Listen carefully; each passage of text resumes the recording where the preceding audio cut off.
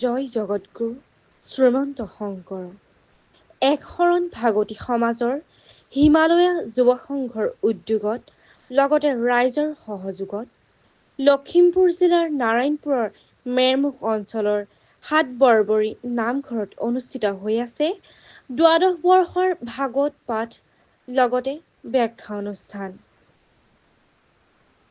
আজিৰে পৰা অনুষ্ঠিত হৈছে তিনিদিনীয়া বৰ্ণাঢ্য কাৰ্যসূচীৰে এই দ্বাদশ বৰ্ষৰ ভাগৱত পাঠ আৰু লগতে ব্যাখ্যা অনুষ্ঠান ভাগি ২৯ মে'ৰ পুৱা ভাগত এই অনুষ্ঠানটিৰ প্ৰথমটি কাৰ্যসূচী সমাপন কৰে বৃক্ষৰোপণৰ দ্বাৰা আৰু এই বৃক্ষৰোপণ কাৰ্যসূচীত বৃক্ষৰোপক হিচাপে আমন্ত্ৰণ কৰি আনে শ্ৰীযুত প্ৰণৱ হাজৰিকা উপসভাপতি অসম অনুসূচিত জাতি উন্নয়ন নিগম লখিমপুৰ জিলা।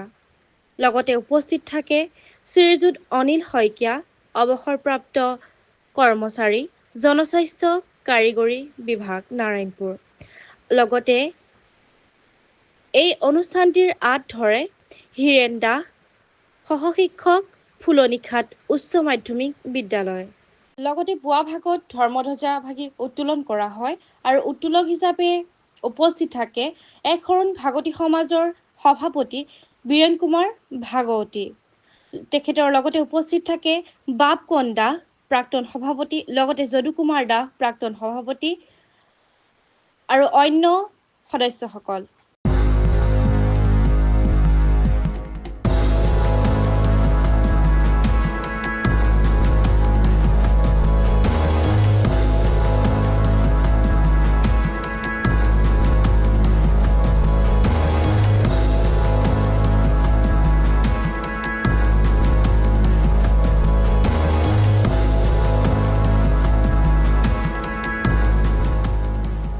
হয়, আমি সকলোলৈকে সেৱা ধৰিছোঁ।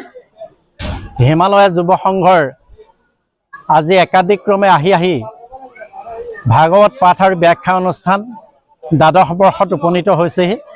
এই দ্বাদশ বৰ্ষ ভাগৱত পাঠ আৰু ব্যাখ্যা অনুষ্ঠানত আজি প্ৰথম দিনৰ কাৰ্যসূচী ইতিমধ্যে নিচেই পুৱাতে ৪ বজাতে ইতিমধ্যে আমাৰ পৰম্পৰাগতভাৱে পৰম পিতা শ্ৰীচৰণত এভাগী শৰাই আৰু সকলো জীৱৰ কল্যাণৰ বাবে প্ৰাতঃ প্ৰসংগৰে আৰম্ভ হৈছে।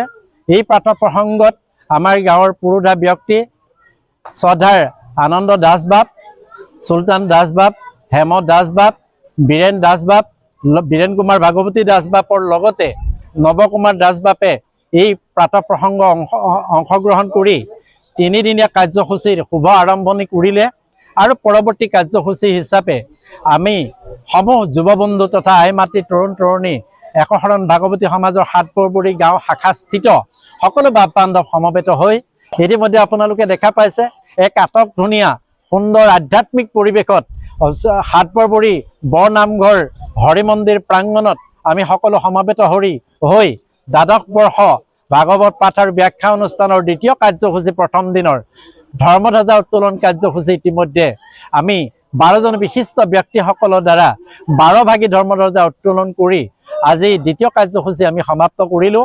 লগে লগে আমাৰ দুগৰাকী এই অঞ্চলৰ বিশিষ্ট ব্যক্তিক আমন্ত্ৰণ কৰি আনি একবৃক্ষ শতপুত্ৰ সম এই বৃক্ষৰোপণ কাৰ্যসূচীও অতি সুন্দৰভাৱে এক আধ্যাত্মিক পৰিৱেশত এক আনন্দ উল্লাসৰ মাজত ধৰণী সেউজীয়া কৰাৰ মানসেৰে পৰম পিতাৰ শ্ৰীচৰণত আমি দুটি বৃক্ষ ৰোপণ কৰা হ'ল আৰু এই অনুষ্ঠানৰ কাৰ্যসূচী চলি থকা মুহূৰ্তলৈকে যিসকল এই গাঁও শাখাৰ একশৰণ ভাগৱতী সমাজৰ পুৰোধা ব্যক্তি আই মাতৃ তৰুণ তৰুণী লগতে হিমালয়া যুৱ সংঘৰ যিসকল যুৱ বন্ধুৱে এই কাৰ্যসূচী সফল ৰূপায়ণ কৰাত অংশগ্ৰহণ কৰিলে আৰু যি ৰূপকদ্বয়ক আমি আমন্ত্ৰণ কৰি আনি তেখেতসকলৰ ব্যস্ত কাৰ্যসূচীৰ মাজতো আহি আমাক উৎসাহিত কৰিলে সকলোলৈকে আন্তৰিক ধন্যবাদ জ্ঞাপন কৰি তেখেতসকলৰ সুস্বাস্থ্য আৰু দীৰ্ঘায়ু কামনা কৰি এই অনুষ্ঠান ইমানতে আমাৰ সামৰণি পৰিছে আৰু পৰৱৰ্তী আমাৰ আটাইতকৈ আটক ধুনীয়া বৰ্ণাঢ্য সাংস্কৃতিক কাৰ্যসূচীলৈ আমি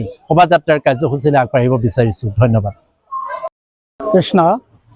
ইতিমধ্যে হিমালয়া যুৱ সংঘৰ উদ্যোগত দ্বাদশ বৰ্ষৰ তিনিদিনীয়া কাৰ্যসূচী ভাগৱত পাঠৰ ব্যাখ্যা অনুষ্ঠান আজিৰ পৰা আৰম্ভ হৈছে। আমাৰ পৰ্যায়ক্ৰমে পাঠ্যপ্ৰসংগৰ পৰা ধৰি বৃক্ষৰোপণলৈকে আমাৰ কাৰ্যসূচী সমাপ্তি হৈছে। এতিয়া আমাৰ ভাগৱত শোভাযাত্ৰা বৰ্ণাঢ্যভাৱে আৰম্ভ হ'ব। আজি ভাগৱত অনুষ্ঠানৰ সামূহিক প্ৰসংগৰ পিছতেই ভাগৱত অনুষ্ঠানৰ মূল আৰম্ভ হ'ব। ইয়াত আজি ব্যাখ্যাকাৰ হিচাপে থাকিব আমাৰ সন্মানীয় হমৰা কাছিকতাৰ পদ্মেশ্বৰ বৰাদেৱ আৰু এই মেৰমুখৰ বীৰেণ কুমাৰ ভাগৱতীদেৱ। পৰৱৰ্তী অহা কালিলৈ আমি আমাৰ এজন বিশিষ্ট অসমৰ ব্যাখ্যাকাৰ শ্ৰী শ্ৰী উত্তৰ বেটনা শ্ৰীমন্ত শংকৰদেৱ সত্ৰৰ সত্ৰাধিকাৰ ৰিজু পাঠক মহন্তদেৱক আমি আমন্ত্ৰণ কৰিছোঁ। আৰু লগতে আমাৰ জিতেন ডাকৰ ভৱানন্দ ৰাজখোৱাবাবেও ব্যাখ্যা আগবঢ়াব। আমাৰ অন্তিম দিনাখনি আমাৰ বিনীত বৰা ডাঙৰীয়া লগতে লক্ষীকান্ত ৰাসদেৱেও ব্যাখ্যাকাৰ হিচাপে উপস্থিত থাকিব। অসমৰ ৰাইজৰ লগতে লখিমপুৰ আৰু নাৰায়ণপুৰবাসী ৰাইজক আমি অনুৰোধ জনাইছোঁ যে হিমালয় যুৱ সংঘই আয়োজন কৰা দ্বাদশ ভাগৱতত ৰিজু পাঠক মহন্ত আৰু বিনীত বৰাদেৱৰ ভাগৱত ব্যাখ্যা শুনিবৰ কাৰণে আৰু বাকী ব্যাখ্যাকাৰসকলক সহযোগিতা আগবঢ়াবৰ কাৰণে আহ্বান জনাইছোঁ।